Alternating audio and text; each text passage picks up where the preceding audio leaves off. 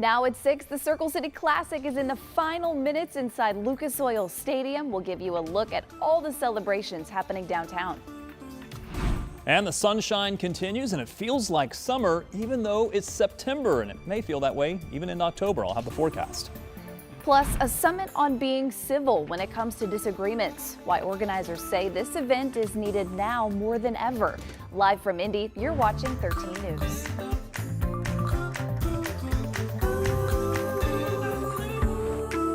All right, check it out. It appears we have a game. This is a live look inside Lucas Oil Stadium.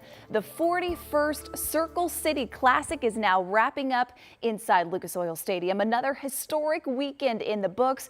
As you know, this game brings in fans from all over the country, showcasing two historically black college and university football teams going head-to-head here in Indianapolis. This year, it was the Battle of the Bears, the Morgan State University Bears taking on the Miles College Golden Bears. And this one came down to the final seconds inside Lucas Oil Stadium. Our Brandon Shaft is there. He will give us a full recap. Morgan State winning this one over Miles College. We'll have a full recap for you coming up tonight on 13 News at 11. Ahead of that game, one of the fan favorite events every year is the parade in downtown Indianapolis. That started at 10 o'clock this morning, went right down Pennsylvania Street with floats, music and bands, classic cars, and so much more. And we talked to some of the local business owners who were a part of all of this. They tell us this event is historic, it's about tradition, and it's about celebrating together. I'm from here. I've been here for over 10 years. So outside of the salon, if I could do any kind of community event, I will. So I'm here for my girls today and the salon Freedom Curls. And I just love seeing on their faces how happy they are when they're dancing and having fun and showing off their hair, whipping all the curls around. So it brings me joy to see the community do what they love to do, and that's support each other. Oh, we love it. This year's Grand Marshal, by the way, was actor and singer Toney, which was very cool. And no matter what your plans were this Saturday, you likely did it in the sun and enjoying that beautiful weather out there. Thanks for sticking with us here on 13 News now at 6:30 after watching the Ryder Cup coverage here on Channel 13. I'm Sam in for Jenny along with Rob Ellis, who is tracking this beautiful weekend forecast. Hey, Rob. Look at all of that sunshine. Just a fantastic day.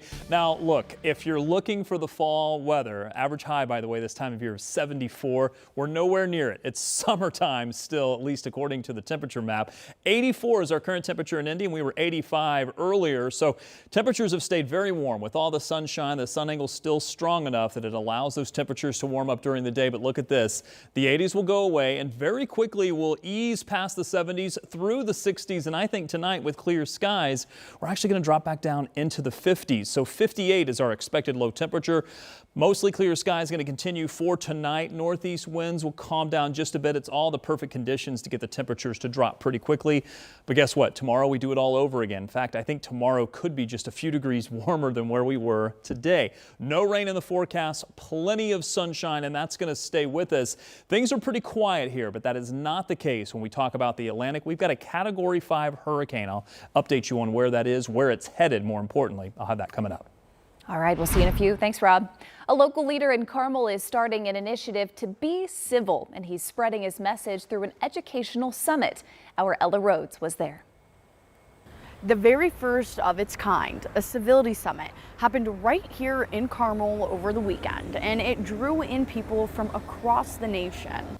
100 people from 17 states and 2 other countries gathered at the Carmel Clay Library to practice, understand, and promote civility. From speakers to interactive lessons and a panel discussion for Project Civility, Noblesville City Council President Megan Wiles says everyone can benefit from civility. It's my way or your way.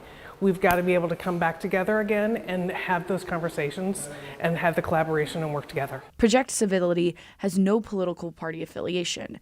It's all about how to disagree better and work together despite differences. Carmel City Councilor Jeff Worrell started the nonprofit Project Civility more than a year ago. It all started with this book, The Soul of Civility. And the summit happened at a time he believes the country needs it most. How can we disagree and still remain friends? How can we not desire to hurt somebody or to embarrass you or punish you, any of that kind of stuff? We have to disagree. Our democracy is built on that. Worrell says he sees the lack of civility everywhere, not just politics. In my work, I see neighbor to neighbor can't even talk to each other about the tree limb hanging over their yard because they're afraid someone's going to get mad. So this is everywhere. Bob Andeweg traveled from Urbandale, Iowa, where he's the mayor. I think it's great to hear that it's a common theme, first of all, that we all recognize that we need to increase civility within our local communities. Like Wiles, he plans to take what he learns back to his community, and the summit is just the start. We believe that civility is alive and it can flourish, and we have hope, but we have to do better. Finding the roadmap to common ground, even if you decide a different route. In Carmel, Ella Rhodes, 13 News. Now, this group says it plans to have more events soon to spread its message of positive civil discourse and to provide resources too. Tonight, at least one person is dead after a crash involving a semi on I-70. According to INDOT, it happened around 1:30 this morning, not far from the Knightstown exit in Henry County. We know crews had to close half the lanes there to investigate and clear that scene overnight. Right now, Indiana State Police are looking into what happened. Today, the family of one fallen police officer is trying to now help others. The annual Bill Toney Memorial was today in Beech Grove. Officer Toney was killed in the line of duty in 2000. His family held a concert and cornhole tournament today with the proceeds helping provide police officers with bullet-resistant windshields. This cause is very close to the Chanovez family. That's because Officer Noah Chanovez was killed when a man shot him through the windshield of his police car. Their family's foundation partnered with the Toney family to cover the cost of one of those windshields, and now both families are trying to prevent more devastation from happening again.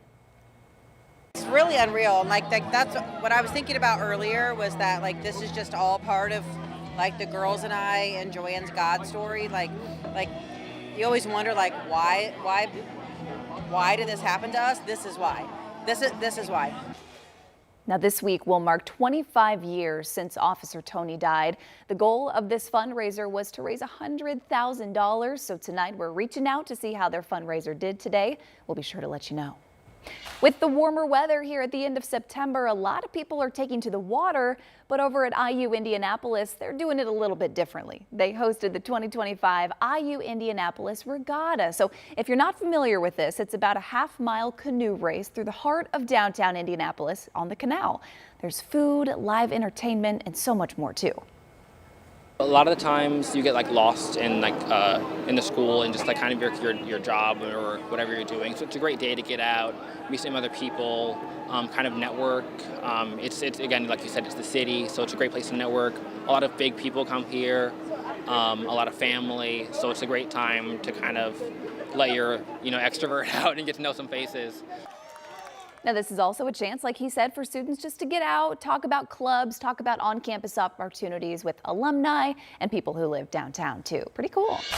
Turning now to the Indiana Fever, a big weekend here in Indianapolis. The Fever taking a tough loss at home last night, so now all eyes are on tomorrow's game against the Las Vegas Aces inside Gainbridge Fieldhouse. And right now it's do or die for the Fever, because if they lose tomorrow, they're done. They are out of the playoffs. So we will have all the coverage for you throughout the day here on Channel 13 tomorrow, your local TV home of the Indiana Fever.